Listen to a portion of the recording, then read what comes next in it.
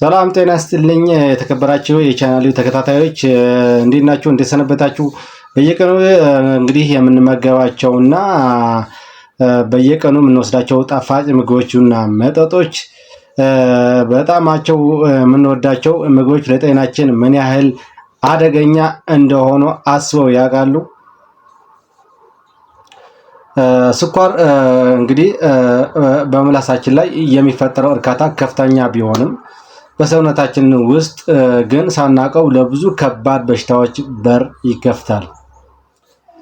ዛሬ በቪዲዮአችን ስኳር የበዛባቸው ምግቦች በሰውነታችን ላይ የሚያደርሱትን ድብቅ ጉዳትና የሚያመጣቸውን ዋና ዋና በሽታዎች በዝርዝር እንመለከታለን ማለት ነው።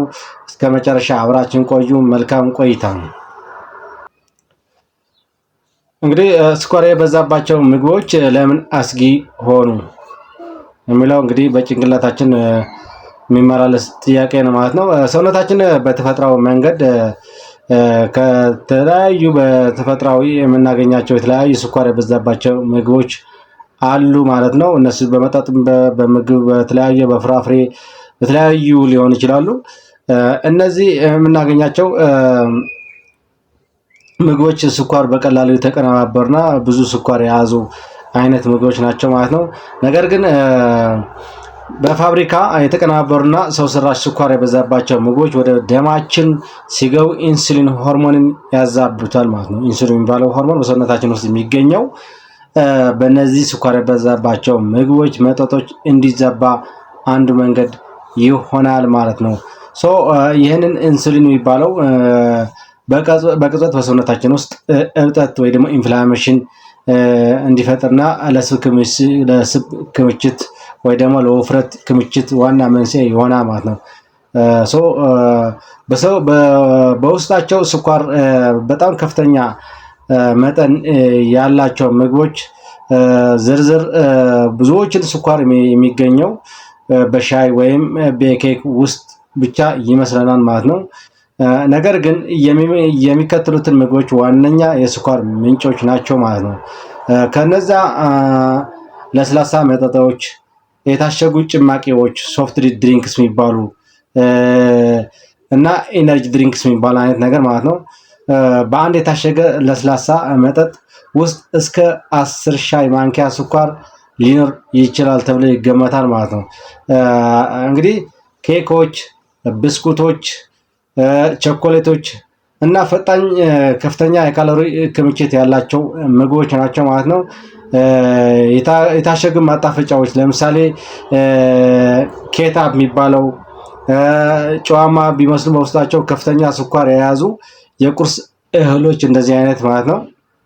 እና ለህፃናት የሚዘጋጁ አብዛኞቹ የቁርስ እህሎች በስኳር የበለጸጉ ናቸው። አይስክሬም እና ጣፋጭ እርጎች የሚባሉ በጣም ከፍተኛ ስኳር ያላቸው አይነት ምግቦች ናቸው ማለት ነው።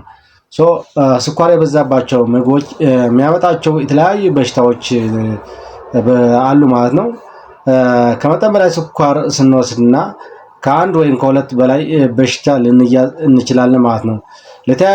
ለተለያዩ በርካታ የጤና እክሎች በር ይከፍታል ማለት ነው። እነዚህ ስኳር የበዛባቸው እነዚህ ምግቦች አሁን ከዘረዘርናቸው እነ ኮኩስ፣ የተለያዩ ጣፋጭ መጠጦች፣ ለስላሳዎች፣ አይስክሬሞች፣ ኮኩሶች፣ የተለያዩ ቸኮሌቶች እነዚህ በጣም ከፍተኛ ስኳር ያላቸው ምግቦች ናቸው ማለት ነው። እነዚህ በጣም ስኳር የበዛባቸው ምግቦችና መጠጦች ስንወስድ አንደኛው ለምን እንጋለጥ እንችላለን ማለት ነው። የተለያዩ በሽታዎች እንጋለጥ እንችላለን ማለት ነው። ከነዛ አንደኛው እንግዲህ እንደምታዩት የሁለተኛው አይነት ስኳር በሽታ ታይፕ 2 የሚባለው ዲያቤቲስ የሚባለው ስኳር በሽታ ልንጋለጥ እንችላለን ማለት ነው። ሰውነታችን እንግዲህ ይህንን ስኳር በብዛት ስናስገባ ይህን ስኳር ወደ ሴሎች ለማስገባት የሚጠቀመው ኢንሱሊን መስራት ሲያቅተው ኢንሱሊን ሬዚስታንስ በደም ውስጥ ያለው ስኳር እንዲጨምር ያደርጋል ማለት ነው። ቅድም እንዳልኳችሁ እነዚህ ስኳር ያበዛባቸው ምግቦች ለኛ አይታወቅምንም። በየቀኑ ልንጠቀማቸው እንችላለን፣ በየሳምንቱ ልንጠቀማቸው እንችላለን። ነገር ግን እነዚህ እኛ ጣፍጦን እየበላን እየጠጣን፣ ነገር ግን ይህን ውስጡ የሚሰራው ሌላ በጣም መጥፎ በሽታ ነው ማለት ነው። ይህንን በየቀኑ የምንጠቀመው እነዚህ አይነት ምግቦች በውስጣችን ያለው ኢንሱሊን ማለት በሰውነታችን ውስጥ ያለው የስኳር መጠን የሚቆጣጠር ማለት ነው። ይህንን ኢንሱሊን እንዲዛባና ኢንፍላምድ ሆኖ ወይ እንዲያብጥ እና ከስራ ውጭ እንዲሆን ያደርጉታል ማለት ነው። እንደዛ ከሆነ ደግሞ ታይፕ 2 የሚባለው የስኳር አይነት በሽታ ወይ ደግሞ ታይፕ 2 ዲያቤቲክስ የሚባለው በሽታ ሊያመጣብን ይችላል ማለት ነው። ሁለተኛው የልብና የደም ዝውውር ስርዓት በሽታዎች ወይ ደግሞ ሄርት ዲዚዝ ሊያመጣብን ይችላል ማለት ነው። እንግዲህ አስቡት፣ ይህንን ስኳር በቀላሉ እንደዚህ እንዳይወጣ ፍጠን እየበላን እየጠጣን እነዚህ አይነት በሽታዎች ሊያመጣ ይችላል ማለት ነው። ይህንን የልብ ድካም ወይ ደግሞ የልብ የስርዓተ ደም ዝውውር እንዲዛባ ያደርጋል ማለት ነው።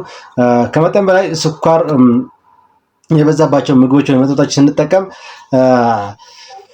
የደም ቧንቧዎች ያጠባል ማለት ነው። የደም ቧንቧዎች ወይ ደግሞ የደም ስር እንዲጠብ ያደርጋል። የደም ግፊትን ይጨምራል። እንዲሁም በጉበት ውስጥ መጥፎ ኮሌስትሮል ወይ ደግሞ ኤልዲኤል የሚለው እንዲመረትና በልብ ላይ ድካምና ስትሮክ የማምጣት ወይ ደግሞ የመጋለጥ እድሉ ከፍተኛና አንደኛ ደረጃ ነው ማለት ነው። እንግዲህ ይህንን ስኳር የበዛባቸው ምግቦች ስንጠቀም አንደኛው የልብ ምት ወይ ደግሞ የልብ ደም ዝውውር እንዲዛባ ያደርገዋል። በዛው ልክ ደግሞ ስትሮክ የሚባል በሽታ ሊያመጣብንም ይችላል ማለት ነው፣ ይህን ስኳር ማለት ነው። ስለዚህ ስኳርን መቀነስ አለብን ማለት ነው። ሶስተኛው ከሚያመጣባቸው ስኳር የበዛባቸው ምግቦች ስንጠቀም ከሚያመጣባቸው ዋና በሽታዎች ሶስተኛው ከመጠን በላይ ውፍረት ወይ ደግሞ ኦበሲቲ የሚለው እንደዚህ አይነት ክብደት ከመጠን በላይ ያለፈ ክብደት ሊያመጣብን ይችላል ማለት ነው። እንግዲህ ይሄን ከመጠን በላይ ውፍረት አብዛኞቹ እናውቃለን። እንግዲህ ከመጠን በላይ ስንወፍር የተለያዩ በሽታዎች ልናመጣ እንችላለን። አንደኛው ስኳር ልናመጣ እንችላለን፣ ደም ብዛት ሊያመጣብን ይችላል፣ የልብ ድካም ሊያመጣብን ይችላል፣ ኮላሊት ሊያመጣብን ይችላል ማለት ነው። ያን ውፍረት ከመጠን በላይ በስብ የተከማቸ ሰውነታችን ላይ የደም ዝውውርን ወይ ደግሞ የደም ስርን እየዘጋ በሄደ ቁጥር የተለያዩ በሽታዎች ልንጋለጥ እንችላለን ማለት ነው።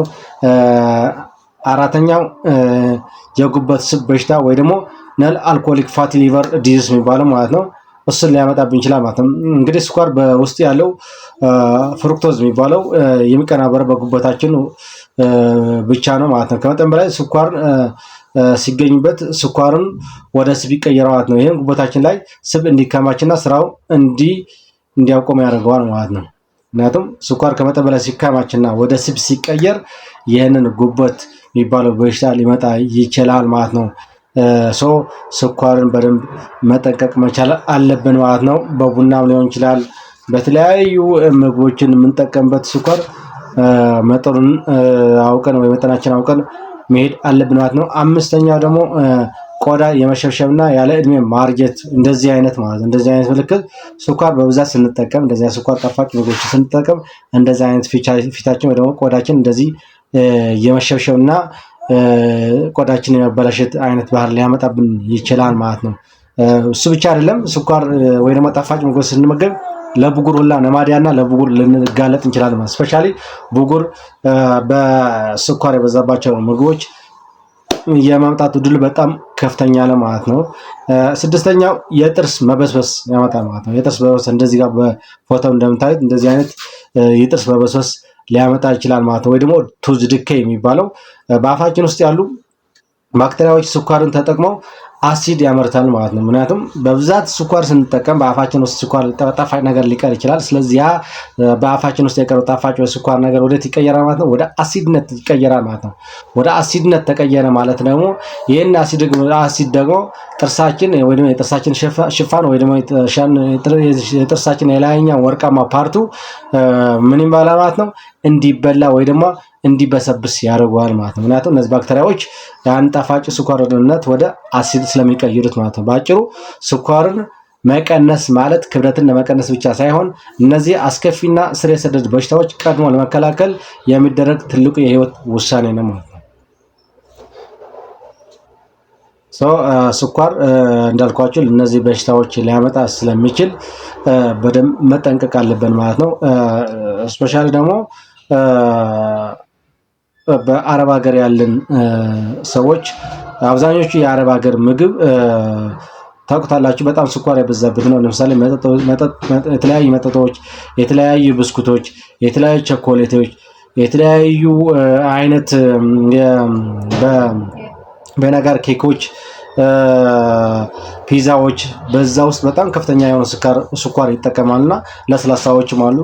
እነዛ መጠንቀቅ መቻል አለብን ማለት ነው። እነዚህ ስኳር በበዛ ቁጥር በሽታ እንጂ ምንም ጥቅም እንደሌለው በዚህ ቪዲዮ በትንሽ ቢሆን አይተናልና ስኳር በደንብ መጠንቀቅ መቻል አለባችሁ። እነዚህ ስኳር የበዛባቸው ጣፋጭ ምግቦች፣ ጣፋጭ መጠጦችን በመጠኑ መሆን አለበት እላለሁኝ። እንግዲህ ለዛሬ የነበረን ቪዲዮ ይህን ይመስላል። ጠቃሚ ሆኖ ካገኛችሁት ሼር፣ ሰብስክራይብ፣ ላይክ እያደረጋችሁ ለብዙዎች እንዲዳረስ አድርጉ። ቀጣይ በሌላ ቪዲዮ እመጣለሁ። ቻው፣ አመሰግናለሁ።